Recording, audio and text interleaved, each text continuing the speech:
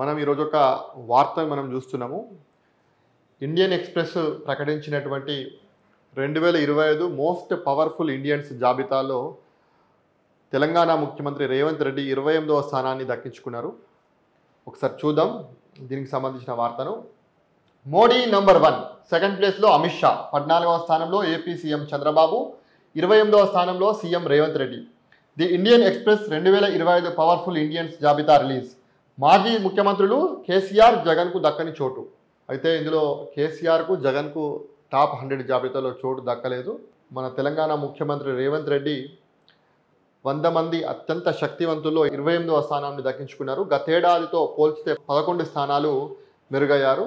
అయితే అత్యంత శక్తివంతుల జాబితాలో రేవంత్ రెడ్డి 28వ స్థానం దక్కించుకోవడం అయితే గొప్ప విషయమే. ఎందుకంటే రేవంత్ రెడ్డి ముందు నుంచి కూడా దాదాపు 20 ఏళ్ల కిందట చూస్తే కనుక రేవంత్ రెడ్డి ఒక మామూలు జడ్పీటీసీగా తన ఒక రాజకీయ జీవితాన్ని ప్రారంభించి ఒక ఎమ్మెల్సీగా ఎన్నికై, ఆ తర్వాత ఎమ్మెల్యేగా ఎన్నికై, ఆ తర్వాత మనం చూస్తుంటే కనుక గత 10 ఏళ్ళు బీఆర్ఎస్ ప్రభుత్వం అధికారంలో ఉన్నటువంటి సమయంలో కేసీఆర్ రేవంత్ రెడ్డిని ఎన్ని రకాలుగా ఇబ్బందులు పెట్టాడో అనేది మన అందరికీ కూడా తెలుసు. తన కూతురు, తన ఒక్కగానొక్క కూతురు యొక్క పెళ్లికి కూడా పోలీస్ కంచెల మధ్య చేసినటువంటి పరిస్థితి రేవంత్ రెడ్డికి ఉంది. తన కూతురు లగ్న పత్రిక పెట్టుకుంటా కూడా అక్కడికి వెళ్ళనివ్వకుండా చేసినటువంటి పరిస్థితి ఉన్నది.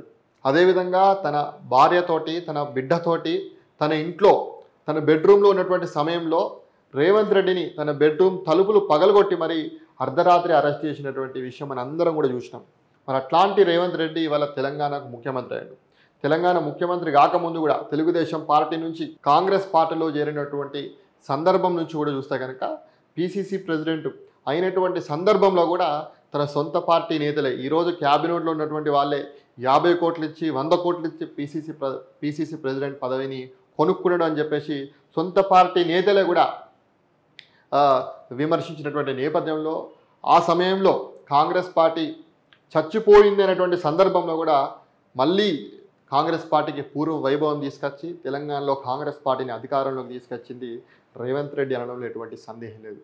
ఒక పట్టుదలతోటి తను, చాలామంది రాజకీయ నాయకులు, రాజకీయ విశ్లేషకులు చెప్పడం జరిగింది, తాను ఎమ్మెల్యే అయినటువంటి సందర్భంలో నేను సీఎం అయితా అని చాలా బలంగా గట్టిగా చెప్పినటువంటి వ్యక్తి రేవంత్ రెడ్డి. అనుకున్నట్టుగానే ఏదైతే పట్టుదలతో తాను 2006లో జెడ్పీటీసీ అయి, 2007లో ఎమ్మెల్సీ అయి, ఆ తర్వాత 2009లో ఎమ్మెల్యే అయినటువంటి సందర్భంలో కూడా ఎక్కడ కూడా ప్రతిపక్షంలోనే ఉండు ఎమ్మెల్సీగా గెలిచినటువంటి సందర్భంలో కూడా అప్పుడు ఉన్నటువంటి కాంగ్రెస్ పార్టీలో చేరకుండా తెలుగుదేశం పార్టీలో చేరడం జరిగింది. ఆ తర్వాత జరిగినటువంటి అసెంబ్లీ ఎన్నికల్లో 2009లో కొడంగల్ నుంచి ఎమ్మెల్యే గెలవడం జరిగింది. తర్వాత 2014లో కూడా ఎమ్మెల్యే గెలవడం జరిగింది.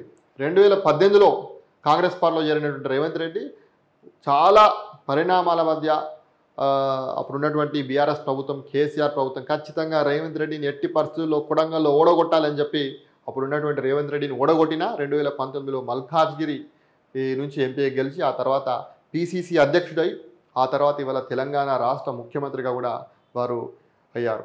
అంటే పట్టుదల ఉంటే రాజకీయాల్లో సాధించవచ్చు అనడానికి ఒక ప్రత్యేక ఎగ్జాంపుల్, నిదర్శనం రేవంత్ రెడ్డి. మనం చూసుకుంటే కనుక ఈ రేవంత్ రెడ్డే కాదు, కేసీఆర్ కూడా తెలంగాణ ఉద్యమాన్ని ప్రారంభించినటువంటి సందర్భంలో తెలంగాణ వస్తుందా అనుకున్నటువంటి వాళ్ళు ఇవాళ తెలంగాణ తీసుకొచ్చి తెలంగాణ రాష్ట్ర ముఖ్యమంత్రిగా కేసీఆర్ 10 ఏళ్ల పాటు ఉన్నారు. అదొక పట్టుదలనే. అదేవిధంగా జగన్మోహన్ రెడ్డి విషయానికి వస్తే కనుక జగన్మోహన్ రెడ్డి కూడా తను కాంగ్రెస్ పార్టీలో తన ఉన్నటువంటి సందర్భంలో రాజశేఖర రెడ్డి గారు చనిపోయినటువంటి సందర్భంలో ఓదార్పు యాత్ర చేస్తున్నటువంటి సందర్భంలో కాంగ్రెస్ అధినేత్రి సోనియా గాంధీ వద్దని చెప్పినా కానీ కాంగ్రెస్ పార్టీ నుంచి బయటికి వచ్చి ఓదార్పు యాత్ర చేసి ఆ తర్వాత ముఖ్యమంత్రి అయ్యిండు. 151 సీట్లు సంపాదించి ముఖ్యమంత్రి అయ్యిండు. అదేవిధంగా జనసేన అధ్యక్షుడు పవన్ కళ్యాణ్ కూడా 10 ఏళ్ల కింద పార్టీ పెట్టి ఒక్క సీటు కూడా గెలవకుండా 2019లో తను కూడా ఓడిపోయి ఆ తర్వాత మన 2023లో జరిగినటువంటి అసెంబ్లీ ఎన్నికలలో 100% స్ట్రైక్ రేట్ తోటి 21 సీట్లకు 21 సీట్లు, 2 పార్లమెంట్లకు 2 పార్లమెంటు సీట్లు గెలిచి తను కూడా తన పట్టుదలేదో చూపెట్టి ప్రస్తుతం డిప్యూటీ సీఎంగా ఉన్నారు. అంటే రాజకీయాల్లో కొంత కన్సిస్టెన్సీ, పట్టుదల ఉంటే సాధించవచ్చు అనడానికి వీళ్ళంతా కూడా నిదర్శనం. అదేవిధంగా రేవంత్ రెడ్డి చూస్తే కనుక తన పరిపాలన నైపుణ్యము ప్రభావవంతమైన రాజకీయంతో తెలంగాణ ముఖ్యమంత్రి రేవంత్ రెడ్డి అత్యంత శక్తివంతమైన నాయకుడిగా నిలిచారు. ద ఇండియన్ ఎక్స్ప్రెస్ 2025 సంవత్సరానికి సంబంధించి దేశంలోని వివిధ రంగాల్లో అత్యధిక శక్తివంతులైనటువంటి 100 మంది ప్రముఖులతో జాబితా విడుదల చేసింది. ఈ జాబితాలో ముఖ్యమంత్రి రేవంత్ రెడ్డి 28వ స్థానాన్ని దక్కించుకున్నారు. 2024 సంవత్సరపు జాబితాలో 39వ స్థానంలో ఉన్నటువంటి ముఖ్యమంత్రి రేవంత్ రెడ్డి ఈ ఏడాది కాలంలోనే ఏకంగా 11 స్థానాలు ఎగబాకి 28వ స్థానానికి చేరుకోవడం విశేషం.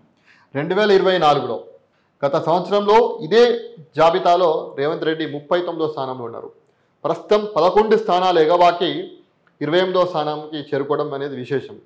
అయితే దేశంలో రాజకీయ, వ్యాపార, క్రీడా, వినోద రంగాల్లో అత్యంత ప్రభావవంతమైనటువంటి వ్యక్తులు ఈ జాబితాలో ఉన్నారు. తెలంగాణ రాష్ట్ర పాలనలో తీసుకువచ్చినటువంటి మార్పులు, వ్యూహాత్మక రాజకీయ కార్యకలాపాలు, దేశవ్యాప్తంగా ఇండియా కూటమిలో పోషిస్తున్నటువంటి ప్రముఖమైన పాత్రతో ముఖ్యమంత్రి రేవంత్ రెడ్డికి గుర్తింపు లభించింది.